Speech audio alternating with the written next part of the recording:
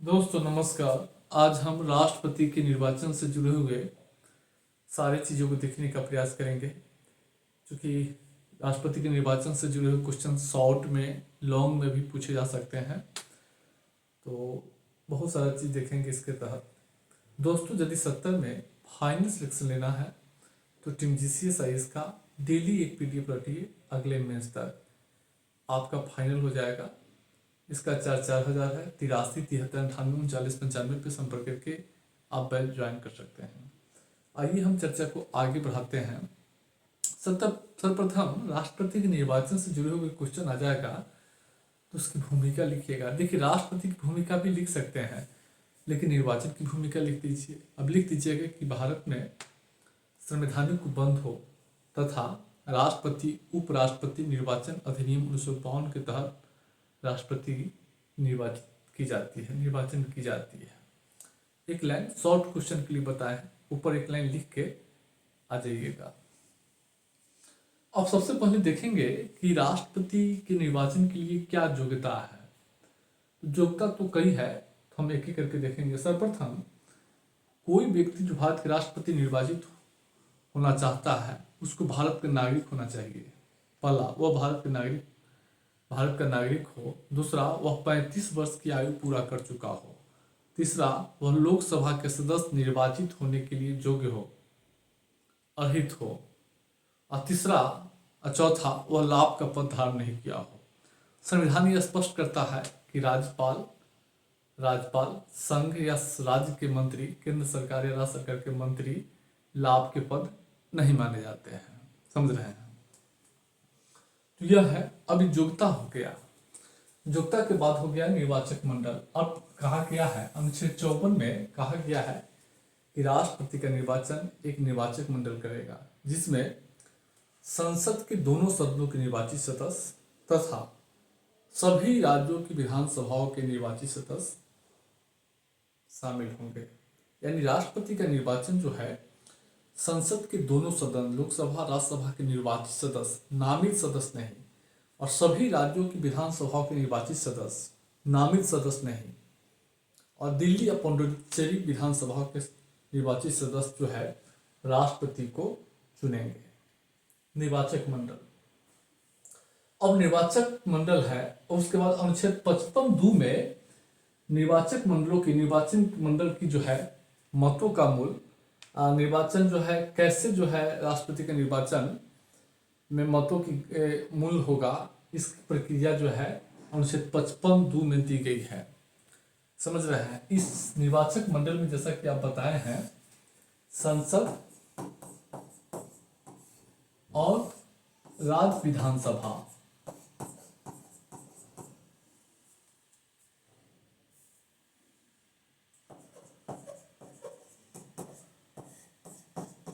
विधानसभा के निर्वाचित सदस्य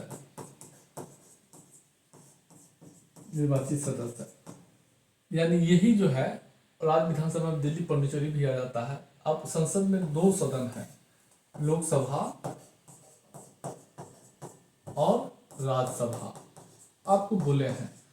अब क्या होगा कि पहले इस सब का मतों का मूल निकाल जाता है, निर्वाचक मंडल के सदस्यों के मतों का मूल या संख्या।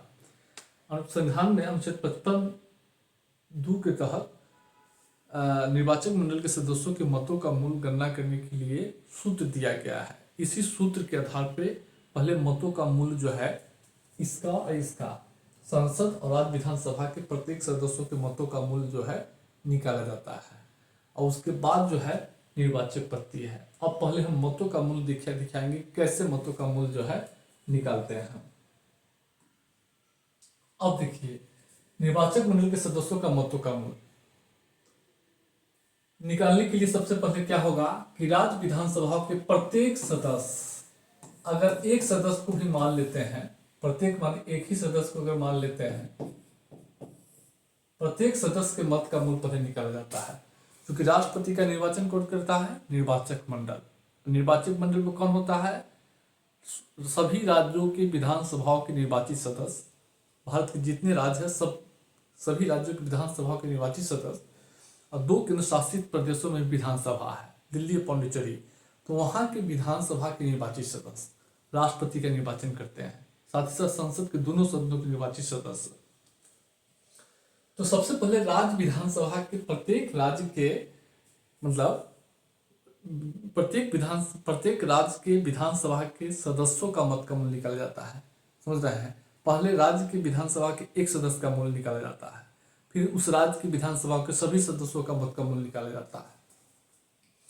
तो राज्य विधानसभा के प्रत्येक सदस्य के मत का मूल्य कितना होता है? तो मत का मूल्य निकालने के लिए क्या होता है कि राज्य की कुल जनसंख्या बटे सभी निर्वाचित विधानसभाओं के सदस्यों की संख्या भागा 1/1000। इसके आधार पर एक राज्य विधानसभा के एक सदस्य का मत का मूल्य निकाला जाता है। मान लीजिए बिहार विधानसभा के, तो बिहार विधानसभा के एक निर्वाचित सदस्य का मत का मूल्य निकालने के लिए बिहार की कुल जनसंख्या बटे बिहार विधानसभा के सभी निर्वाचित सदस्यों की संख्या भागा 1/1000। समझ रहे हैं? 1/1000। अगर शेष जो है 500 या उससे अधिक है तो उसको एक काउंट किया जाता है। अगर मान लीजिए शेष अगर 51.6 आ गया तो इसको 52 मान लिया जाएगा। समझ रहे हैं? 5 या उससे ऊपर होगा तो एक ऑटोमेटिक बढ़ जाता है, एक मूल्य बढ़ जाता है। तो इससे क्या होगा, एक सदस्य के मत का मूल्य निकाल लिए, जो भागफल होगा वह निकाल लिए, जो भागफल होगा यहाँ वही तो आंसर होता है। उसके बाद राज्य विधानसभा के सभी सदस्यों का, अब क्या होगा कि बिहार विधानसभा के सभी सदस्यों का मत का मूल्य जो है निकाला जाएगा। अब उसके निकालने के लिए बिहार विधानसभा के निर्वाचित सदस्यों की संख्या, यानी बिहार विधानसभा के निर्वाचित सदस्यों की संख्या गुने प्रत्येक सदस्य के मत का मूल्य, प्रत्येक सदस्य के मत का मूल्य यहाँ निकाला जाएगा और गुने इतना गुना करके। तो इस फॉर्मूला के तहत क्या होगा कि बिहार विधानसभा के सभी सदस्यों के मत का मूल्य हम निकाल लिए। इसी तरीके से सारे राज्य की विधानसभा के सदस्यों का मत का मूल्य जो है निकाल लिया जाता है। पहले एक सदस्य के मत का मूल्य निकाला जाएगा और उसके बाद उस राज्य के सभी विधानसभा के सदस्यों का मत का मूल्य निकाला जाएगा। सभी राज्यों की विधानसभा के निर्वाचित सदस्यों के मत का मूल्य हम निकाल लिए। अब उसके बाद संसद सदस्य के मतों का मूल्य निकाला जाता है। इसमें कोई डाउट है तो बोलिए।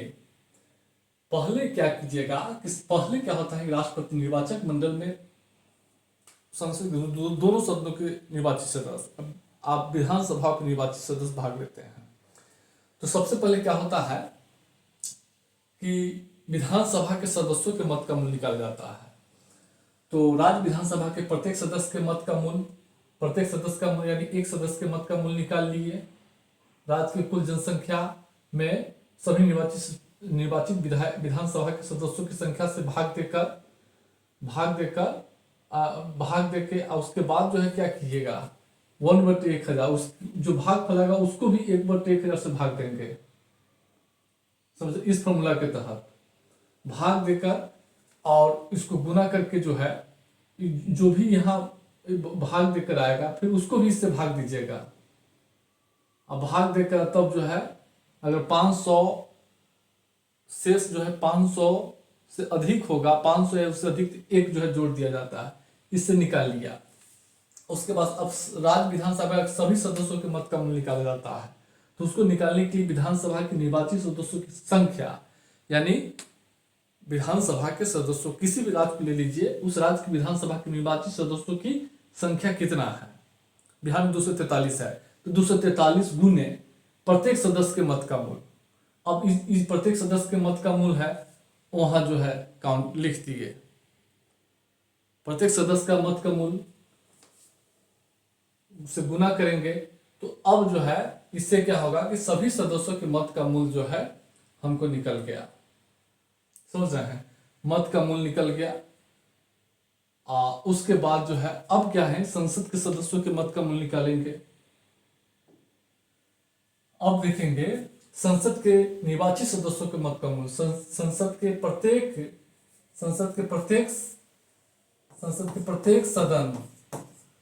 सदन के निर्वाचित सदस्यों के मत का मूल अब निकालना है।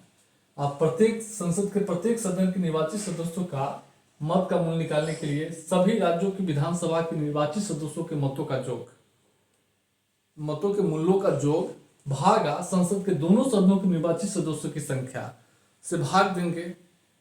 इससे संसद के सदस्यों का संसद के प्रत्येक सदन के सदस्यों का निर्वाचित सदस्यों का मत का मूल जो है आपको मिल गया। ऐसे मत का मूल प्राप्त हो गया। अब उसके बाद क्या होगा, मत का मूल प्राप्त हो गया, अब क्या हुआ है, चुनाव होगा।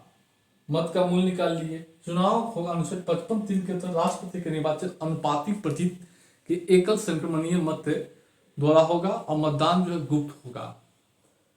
अब एकल संक्रमणीय मत द्वारा होगा। अब इसमें क्या होगा कि एकल संक्रमणीय मत द्वारा होता है। अब क्या होता है कि जितने भी उम्मीदवार है, राष्ट्रपति जितने भी मतदाता है या निर्वाचक मंडल के जो सदस्य है, संसद विधायक, तो राष्ट्रपति के निर्वाचन में मान लीजिए 5 कैंडिडेट खड़ा है, 1 2 3 4 5 खड़ा है। अब मतदान होगा तो क्या होगा कि मान लीजिए राष्ट्रपति के निर्वाचन के लिए उम्मीदवार 5 है, तो जितने भी मतदाता है वह क्या करेंगे, सभी प्रत्याशी के सामने अपना प्राथमिकता अंकित करते हैं। अगर मान लीजिए किसी को 1 पसंद है 1 नंबर पे, कोई और दूसरा प्रत्याशी उसको अगर 2 नंबर पसंद करता है तो 2 नंबर मतदान पत्र पर लिखना पड़ता है, 2 नंबर पर हमको पसंद है, 3 नंबर पसंद है, 4 नंबर पर। मान लीजिए जो है 5 आदमी जो है A B C D और E खड़ा है चुनाव में, ABCD खड़ा है। अब मतदाता कौन हो गया, संसद सदस्य और विधानसभा के निर्वाचित सदस्य। तो अब क्या करेगा, मतदाता ए के नाम सामने 1 दे देगा, एक मतदाता, मान लिया एक ही मतदाता को अगर बी जो है उसको 3 नंबर पसंद कर देगा तो 3 दे देगा, सी को 5 नंबर पसंद करेगा 5 दे देगा, डी को 4 नंबर पसंद करेगा उसको मतदान प्रपत्र पे 4 नंबर देगा। उसको अधिमान्यता जो है निर्धारित करना होता है। जितने भी उम्मीदवार होता है, जो मत पत्र होता है, मत पत्र पर क्या होता है कि प्रत्येक निर्वाचक मंडल के यानी मतदाता को क्या करता है, जो संसद विधानसभा के निर्वाचित सदस्य है उसको क्या करना होता है कि जितने भी कैंडिडेट खड़ा है उसके कैंडिडेट के सामने जो है उसको अधिमानता, उसको वरीयता क्रम देना पड़ता है कि हम आपको 5 नंबर पसंद कर रहे हैं, हम 3 नंबर पसंद कर रहे हैं, 2 नंबर पसंद कर रहे हैं, 4 नंबर पसंद कर रहे हैं, ऐसे समझ रहे हैं। उसके बाद जो है उम्मीदवार को अब क्या होता है, वोटिंग हो गया। अब उम्मीदवार को क्या करना पड़ता है कि कोटा प्राप्त करना होता है। जो उम्मीदवार कोटा प्राप्त कर लेगा उसको विजयी घोषित कर दिया जाता है। कोटा, अब कोटा क्या होता है, कोटा होता है डाले गए विधिमान मतों की संख्या का 50% जो एक, अगर जो भी प्राप्त कर लेगा उसको जो है विजयी घोषित कर दिया जाता है। इसको और समझिए। सबसे पहले क्या होता है, अनुपातिक प्रतिपत्ति के अनुसार वोटिंग होता है, क्योंकि मतों का मूल निकाल लिए हैं सूत्र के अनुसार। अब क्या होता है, मतदान होता है। मतदान के बाद क्या होगा कि अगर 5 उम्मीदवार है तो मतदाता क्या करता है, 5 उम्मीदवारों के सामने मत पत्र पर अपना वरीयता निर्धारित करता है। किसी को हम 2 नंबर पसंद करते हैं, किसी को 3 नंबर पसंद करते हैं, किसी को 4 नंबर पसंद करते हैं। सारे मतदाता, टोटल मतदाता जो है 4800 है। संसद विधायक मिलाकर 4033 जो है विधायक है सभी राज्यों के, और 767 जो है संसद है, दोनों सदनों को मिलाकर, राज्यसभा और लोकसभा के मिलाकर। अभी इतना है। अब इतने मतदाता है, समझ रहे हैं, इतने मतदाता है। अब ये सब क्या करेंगे, मान लीजिए 3 कैंडिडेट है तो 3 कैंडिडेट को, जिस कैंडिडेट को प्रथम नंबर पसंद कर रहा है उसके नाम के आगे 1, जिसको दूसरे नंबर पसंद कर रहा है उसके नाम के आगे 2, जिसको तीसरे नंबर पसंद कर रहा है उसके नाम के आगे 3 लिखेगा। सारा मतदाता लिख दिया जाएगा। अब क्या होगा, एक उम्मीदवार को अब गिनती होगी। अब गिनती के लिए जो उम्मीदवार होता है उसको 50% + 1 कोटा प्राप्त करना होता है। जो उम्मीदवार कोटा प्राप्त कर लेगा वह जो है चुनाव जीत जाता है। अब कोटा क्या होता है, पहले कोटा निकालने के लिए क्या होता है, पहले मत पत्र पर क्या करता है, पहले मत पत्र को जो है छाप लिया जाता है, अगर जो रद्दी है उसको हटा दिया जाता है। जो वैध मत पत्र है, जो वैध मत सबसे पहले गिनती होगी, गिनती में क्या होगी, जो रद्दी है बोगस जो मत पत्र है उसको हटा लिया जाएगा। जो बचेगा उसका क्या किया जाता है, 50 उसका जो है 50% जो एक जो भी प्राप्त कर लेगा उसको विजयी घोषित कर लिया जाता है। यानी कोटा बराबर डाले गए विधिमान मतों की संख्या गुने 50%। यहाँ है जैसे कि देखिए, कोटा बराबर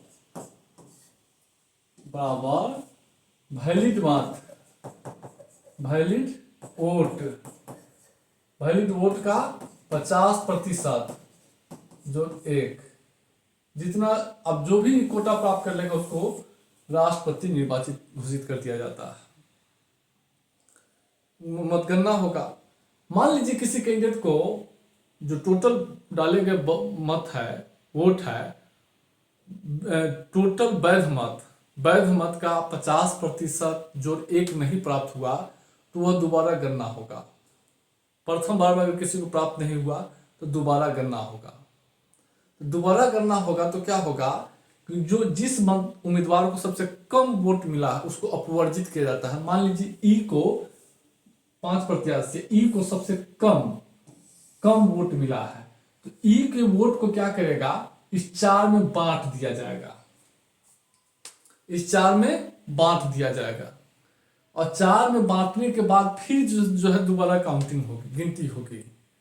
और फिर भी अगर कोई उम्मीदवार जो है टोटल वैध मतों का 50% जो एक अगर नहीं प्राप्त होगा तो फिर तीसरी बार काउंट होगा। तो डी वाला फिर उसके बाद जिसका सबसे कम वोट पड़ा है डी को, अब उसका वोट जो है चारों में जो है तीनों में बांट दिया जाएगा। अगर इसके बावजूद भी किसी को 50 वैध मतों का 50% जो एक प्राप्त नहीं होगा तो क्या करेगा, फिर सी को अपवर्जित कर दिया जाएगा। अब फिर जो है देखा जाता है इसी तरीके से जब तक होता रहेगा तब तक जो है किसी एक प्रत्याशी को कोटा प्राप्त नहीं हो जाता है। यानी टोटल डाले गए वैध मतों का 50% जो एक, यानी स्पष्ट बहुमत होता है, 50% से अधिक प्राप्त करना होता है, 50% जो एक, तभी राष्ट्रपति का निर्वाचन जो है निर्वाचित घोषित किया जाता है। और सामान्य चुनाव में क्या होता है कि 50% मत लाने की, जो 50% जो एक लाने की जरूरत नहीं है। अगर मान लीजिए 4 कैंडिडेट, किसी को 26,000 आया, बाकी जो है किसी को 24,000 आया, बाकी को 25,000 आया, 26,000 वाला को विजयी घोषित कर दिया जाता है। यही ना होता है। मान लीजिए देखिए, सामान्य चुनाव में क्या होता है, किसी उम्मीदवार को मान लीजिए एक लाया 26,000, एक लाया 24,000, एक दो को लाया 1,25,000, एक 25 और दूसरा कोई 25 आया, तो 26 जो सबसे ज्यादा वोट लाएगा उसी को विजयी घोषित किया जाता है। लेकिन इस प्रणाली में क्या होता है कि अब उम्मीदवार को चुनाव जीतने के लिए 50 और जो एक लाना होगा, 51,000 लाना होगा। यानी 51,000 जो लाएगा वही जो है विजयी घोषित किया जाएगा। इसी को कोटा बोलते हैं, वैध मतों का 50% जो एक। और यह तब तक चलता रहता है जब तक किसी एक उम्मीदवार को कोटा प्राप्त नहीं हो जाता। भारत में 9 राष्ट्रपतियों को पहले चरण में कोटा प्राप्त हो गया था। बीबी गिरी जो है राष्ट्रपति को दूसरे चरण में जो है कोटा प्राप्त हुआ, दूसरी गणना में। तो यही स्थिति है। अब निर्वाचन की रीति आप समझ गए होंगे, पीडीएफ पढ़िएगा। उसमें थोड़ा सा टेक्निकल क्या है कि विभाग वाला जो है उसको ध्यान में रखिएगा, बार बार पीडीएफ पढ़िएगा, समझ में आ जाएगा। अब आगे हम चर्चा करेंगे राष्ट्रपति का निर्वाचन जो है अप्रत्यक्ष क्यों होता है। देखिए, राष्ट्रपति के निर्वाचन में अप्रत्यक्ष होने के सबसे बड़ा कारण क्या है कि बड़ी संख्या में मतदाता भाग लेता है। मतलब अगर बड़ी संख्या में राष्ट्रपति का निर्वाचन होगा तो बड़ी संख्या में देश में जो है 90 करोड़ से ऊपर जो है मतदाता है। अब इतनी बड़ी संख्या में मतदाताओं को भाग लेना एक प्रत्याशी के लिए तो कठिनाई होता है, समझ रहे हैं। इसलिए जो है मतदाताओं को कष्टदायक होगा इसलिए अप्रत्यक्ष जो है चुनाव प्रणाली अपनाई गई है। दूसरा, स्पष्ट बहुमत से निर्वाचित हो। यह माना गया है कि राष्ट्रपति राष्ट्र का प्रतिनिधि होता है, संपूर्ण राष्ट्र का नेतृत्व करता है, और यह माना गया है कि राष्ट्रपति जो है, जो राष्ट्र का प्रतिनिधित्व करता है, वह दलीय हित से ऊपर होता है, और उनको जो है चुनाव जीतने के लिए स्पष्ट बहुमत, पूर्ण बहुमत जो है, यानी 2/3 से अधिक, यानी 50% से अधिक मतों से जो है उनको चुनाव जीतना चाहिए। 50% जो एक माना गया है कि राष्ट्र में जो राष्ट्र के जो प्रमुख है उनको जो है भारी बहुमतों से जो है चुनाव जीतना चाहिए। और चूंकि अगर मान लीजिए साधारण निर्वाचन प्रणाली अपनाया जाता तो भारी बहुमत से चुनाव जीतने की संभावना नहीं थी, समझ रहे हैं, उसको कोटा प्राप्त करने में ही कठिनाई हो जाती, क्योंकि एक उम्मीदवार को 50% से अधिक वोट जो है प्राप्त करना साधारण निर्वाचन प्रणाली में कठिनाई है। इसलिए माना गया कि एक ऐसी व्यवस्था अपनाया जाए जो देश का, जो राष्ट्र का जो प्रतिनिधित्व करे वो स्पष्ट बहुमत से निर्वाचित हो। उसके बाद भारत में राष्ट्रपति जो है ना, वह औपचारिक संसदीय शासन प्रणाली की स्थापना की गई है। संसदीय शासन प्रणाली में 2 प्रकार की कार्यपालिका होती है, एक संवैधानिक कार्यपालिका, एक वास्तविक कार्यपालिका। तो राष्ट्रपति संवैधानिक कार्यपालिका है, समझ रहे हैं, और दूसरी तरफ वास्तविक कार्यपालिका का जो है चुनाव होता है। तो ऐसी स्थिति में राष्ट्रपति राष्ट्र का औपचारिक प्रधान होता है। औपचारिक प्रधान के लिए इतना बड़ा चुनाव करना थोड़ा सा बेमेल हो जाता है, समझ रहे हैं। और माना गया है कि राष्ट्रपति संपूर्ण राष्ट्र का प्रतिनिधित्व करता है, वो दलीय हित से ऊपर होता है, विभिन्न गुट, विभिन्न दल, समझ रहे हैं। अगर इस निर्वाचन प्रणाली में क्या होता है कि राष्ट्रपति के निर्वाचन में विधानसभाओं के सदस्य, संसद के दोनों सदनों के सदस्य, निर्वाचित सदस्य भाग लेते हैं। तो देश में अलग अलग क्षेत्रीय दल है, तो इस व्यवस्था में कहता है कि सभी दलों को जो है वोट, मतलब राष्ट्रपति को वोट करने में जो है करने का अवसर प्राप्त होता है। अगर साधारण निर्वाचन प्रणाली अगर अपनाई जाती तो उसमें जो है थोड़ा सा चैलेंजिंग होता, समझ रहे हैं। इसलिए माना गया है कि दलीय हित से ऊपर सभी क्षेत्रीय दल और गुटों का भागीदारी हो, जो कि सभी दलों के जो है विधानसभा के निर्वाचित सदस्य होते हैं, संसद के सदस्य होते हैं। तो इसलिए इस व्यवस्था को अपनाया गया है। संपूर्ण राष्ट्र का प्रतिनिधित्व करता है, स्पष्ट बहुमत से निर्वाचित हो, समझ रहे हैं। तो यह स्थिति है, इसलिए अप्रत्यक्ष होता है। अब राष्ट्रपति के निर्वाचन की कुछ आलोचना भी हम देखेंगे। राष्ट्रपति के निर्वाचन की आलोचना अगर आप देखेंगे तो आप प्राप्त करेंगे कि अब थोड़ा सा, हाँ, निर्वाचन रीति की आलोचना देखिए। राष्ट्रपति के निर्वाचन की रीति जो है वो काफ़ी जटिल है।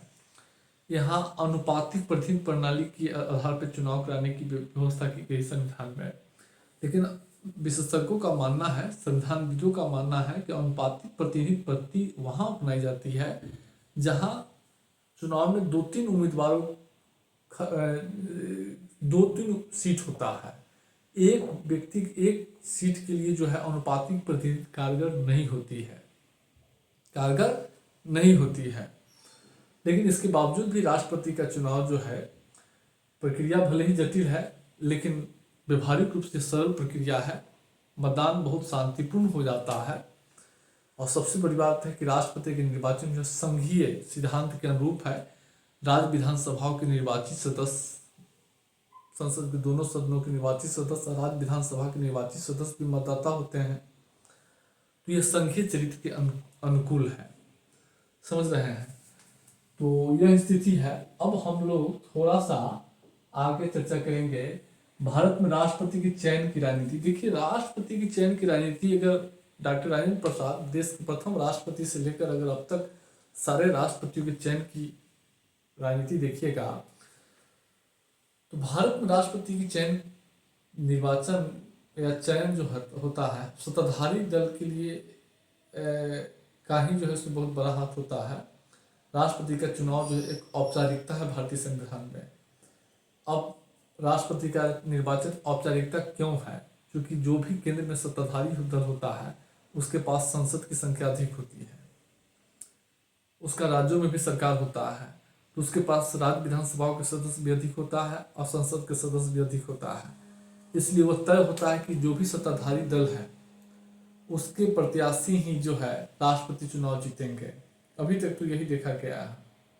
इसलिए कहा जाता है कि राष्ट्रपति का चुनाव जो है औपचारिकता मात्र, सत्ताधारी दल के लिए औपचारिकता मात्र है। राष्ट्रपति के प्रत्याशी का चयन करने में सत्ताधारी दल अपने राजनीतिक स्वार्थ और फायदों को भी देखा है। प्रथम राष्ट्रपति के चुनाव से लेकर अब तक जितने भी राष्ट्रपति का चुनाव हुआ है उसमें कई चीज सत्ताधारी दल जो है कुछ चीजों को ध्यान में रखा है। सबसे पहले अगर देखेंगे तो दूसरे राष्ट्रपति राधाकृष्णन को देखेंगे तो उनके चयन के पीछे नेहरू का तर्क था कि प्रधानमंत्री उत्तर भारत का होनी चाहिए और राष्ट्रपति दक्षिण भारत का होनी चाहिए, संतुलन बनाने के लिए। और कई बार जो है दक्षिण भारत के राष्ट्रपति बनाए गए हैं, प्रधानमंत्री उत्तर भारत के होते हैं और राष्ट्रपति दक्षिण भारत के बनाए जाते हैं, एक उत्तर और दक्षिण भारत के बीच संतुलन बनाए रखने के लिए। समझ रहे हैं, जितने भी दक्षिण भारत के प्रधानमंत्री बनाए गए हैं उसके पीछे तर्क ही दिया गया था कि एक प्रधानमंत्री उत्तर भारत के और राष्ट्रपति दक्षिण भारत के हो। उसके बाद अल्पसंख्यक वर्गों के साधने के लिए भारत में राष्ट्रपति का चयन जो है अल्पसंख्यक वर्गों के साधने के लिए भी किया गया है। जाकिर हुसैन को चयन करने के पीछे यही था कि इससे अल्पसंख्यक वर्गों को साधा जाए। इसके बाद दलित समर्थन, अब जो है के.आर. नारायण को जो है प्रथम दलित राष्ट्रपति है चुनने के पीछे तर्क दिया गया कि वे एक तो दक्षिण भारत से आते हैं, दूसरा दलित जाति से आते हैं, तो दलित मतदाताओं को समर्थन प्राप्त करने के लिए, संतुलन, सामाजिक संतुलन बनाए रखने के लिए। उसके बाद जो है कई बार पूर्वी भारत से राष्ट्रपति का चुनाव किया गया है, पश्चिमी भारत से राष्ट्रपति का चुनाव किया गया है, तो शक्ति क्षेत्रीय संतुलन बनाए रखने के लिए। ज्ञानी जैल सिंह को इसलिए चुना गया कि वे जो है पिछड़े वर्गों का प्रतिनिधित्व करते थे, पिछड़े वर्गों को साधने के लिए। समझ रहे हैं। और रामनाथ कोविंद को दलित समर्थन प्राप्त करने के लिए। उसके बाद जो है अभी जो है द्रौपदी मुर्मू जो है महामहिम राष्ट्रपति का चुनाव जो है उड़ीसा से किया गया है। इसके पीछे दो तर्क दिए गए थे। एक तर्क था कि दलित है, जनजाति वर्ग से आती है, जनजाति वर्गों को साधना है। दूसरा है कि पूर्वी भारत से आता है, इसका भी जो है इम्पैक्ट होगा। समझ रहे हैं। तो ये भी, और साथ ही साथ तीसरा महिला थी, महिला मतदाताओं को भी साधने के लिए। महिला मतदाता, अब भारत में राष्ट्रपति का चयन जो है महिला मतदाताओं को ध्यान में रखकर भी किया गया है। प्रतिभा देवी सिंह पाटिल, महामहिम द्रौपदी मुर्मू। तो राष्ट्रपति का जो निर्वाचन होता है वो सत्ताधारी दल अपने राजनीतिक फायदे के लिए प्रत्याशी का चयन करता है। अब डॉक्टर एपीजे अब्दुल कलाम का चयन किया गया, इसके पीछे तर्क दिया गया कि एपीजे अब्दुल कलाम सर्वमान्य हैं, गैर राजनीतिक व्यक्ति थे और मिसाइल मैन भी थे, तो सभी दलों से समर्थन जुटा सकने में सक्षम थे। सभी दलों से हर राजनीतिक दल जो है अपने फायदे के लिए राष्ट्रपति को जो है वोट दिया है। प्रणब मुखर्जी का जो है इसलिए चुनाव किया गया था कि कांग्रेस के जो है कट्टर समर्थक थे, निष्ठावान कार्यकर्ता थे कांग्रेस के, साथ ही साथ वो भी पूर्वी भारत से आते थे, पश्चिम बंगाल से आते थे लंबे समय तक कांग्रेस। और प्रणब मुखर्जी भी जो है कहीं न कहीं क्षेत्रीय दलों के लिए भी जो है पश्चिम बंगाल, उड़ीसा, बिहार, इन सब से जो समर्थन जुटा सकते थे। यही कारण है कि उनके नाम पर जो है सब वोट दिया, विपक्षी दल भी वोट दिया है।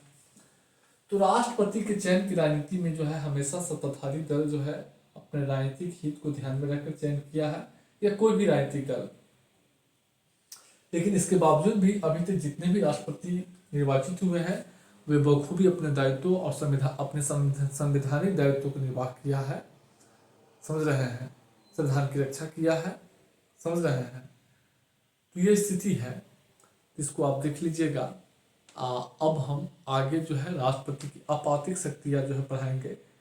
बहुत सारा टॉपिक्स है और हम धीरे धीरे चल रहे हैं। ये सब छाटने वाला चीज़ नहीं है, हम कितना छाटेंगे इसका भी लिमिटेशन होता है। तो अभी पॉलिटी चलेगा, लेकिन अभी 15 से 17 दिन चलेगा। 10 तारीख तक, 10-12 तारीख तक हम चलेगा, उसके बाद फिर आगे टॉपिक शुरू करेंगे।